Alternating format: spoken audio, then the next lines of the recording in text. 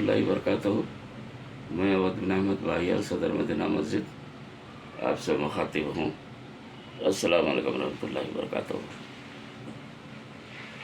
ہم سب اس بات سے واقف ہیں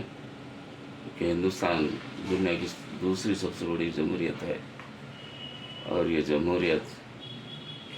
10-15 سال پہلے ساری دنیا میں مانی جاتی تھی، سنی جاتی تھی۔ یہاں ہندو، مسلمان، سکھ، عیسائی سب آپس میں مل جل کے رہا کرتے تھے،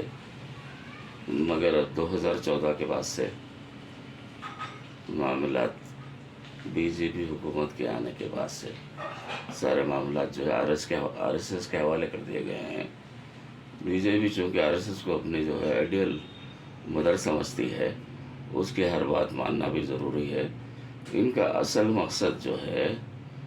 restoration of supremacy in India ہے، یعنی اعلیٰ ذات کی حکومت ہندوستان میں قائم کرنا۔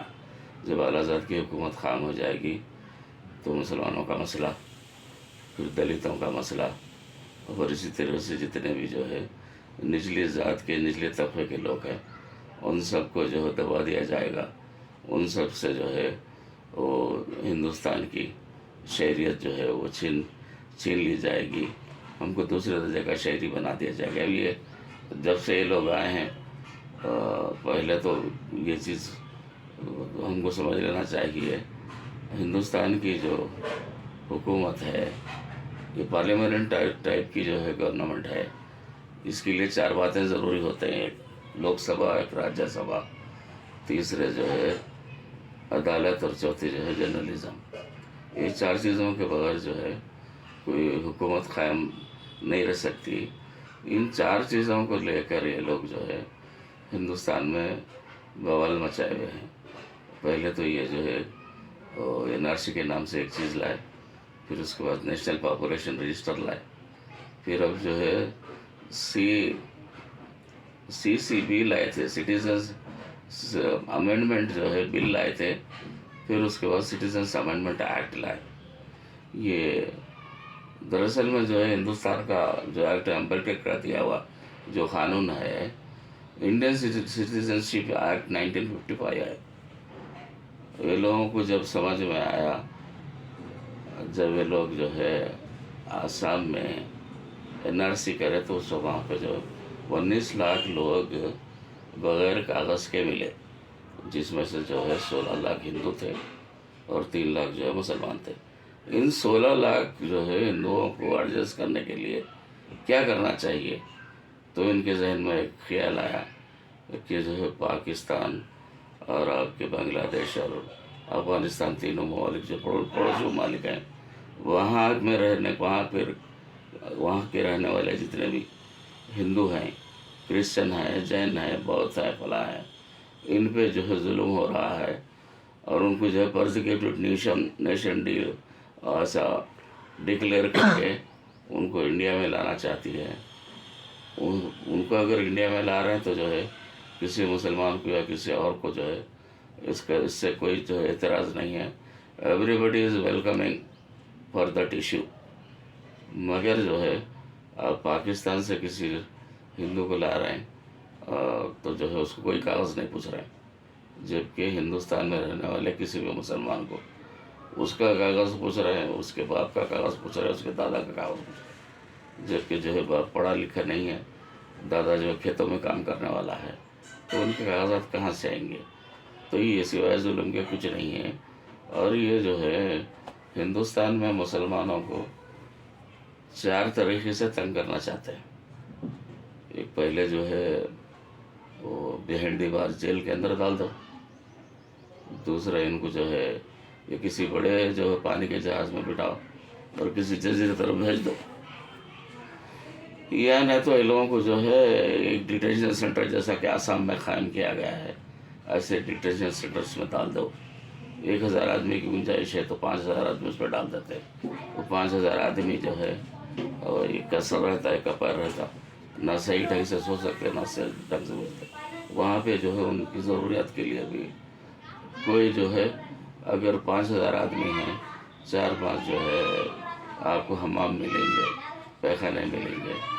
اور کھانا جو ہے آپ کو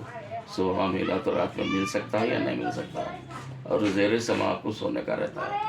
اور کوئی پوچھنے والا ہے آپ کی عورتوں کے ساتھ کچھ ہوتا ہے تو کوئی پوچھنے والا نہیں۔ یہ ساری چیزیں، ساری عقوبتیں یہ جو ہے لانا چاہتے ہیں ہم پہ، این آر سی کی شکل میں اور این پی آر کی شکل میں، این آر سی کی شکل میں، اور ساتھ ہی ساتھ جو ہے یونیورسل کامن کوڈ جو ہے، یونیورسل کامن کوڈ جو ہے یہ دراصل میں ہمارے مسلمانوں کے قانون، ہمارے کو 1939 میں ایک شریعت اپلیکیشن ایکٹ ملا تھا، جس میں 3 باتیں ہم کو ملی تھی، ایک شادی، ایک جو ہے آپ کے خلا طلاق، اور ایک جو ہے وراثت۔ شادی میں 4 شادیوں کا حق تھا، خلا کی بات ہے، عورت اپنے سے اگر جو ہے خلا لے رہی ہے، اگر تو علیحدگی کی طلبگار ہے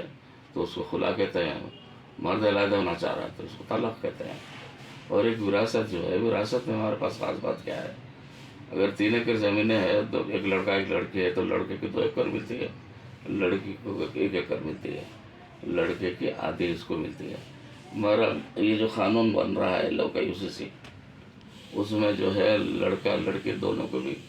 برابر کی بات کر رہے ہیں، اور یہ جو ہمارے پاس 4 شادیوں کا جو یہ ہے وہ 1 شادی میں تبدیل کر دینا چاہتے ہیں، وہ 3 شادیوں کو ختم کرنا، جبکہ آسام میں پالیانڈری کے نام سے قانون تو نہیں، غیر قانونی کام چلتا ہے، 1 عورت 4 مردوں کے ساتھ رہتی، 1 عورت 4 مردوں کے ساتھ رہ سکتی، تبدیل کر دینا چاہتے ہیں، وہ 3 شادیوں کو ختم کرنا، جبکہ آسام میں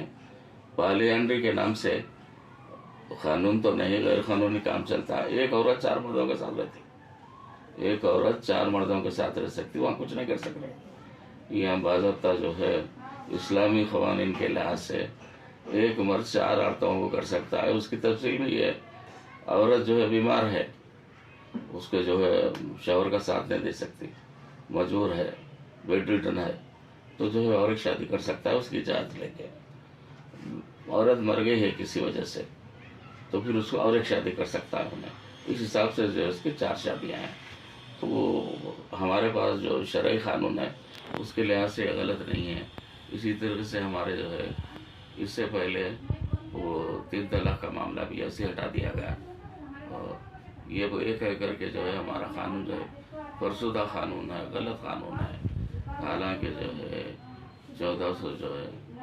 40 سال پہلے کا بنایا ہوا قانون، سرکار کا بنایا قانون، قرآن و حدیث میں جو ہے متون قانون، اس کو جو ہے آپ روک نہیں سکتے، اس کو ختم نہیں کر سکتے۔ کسی کی جو ہے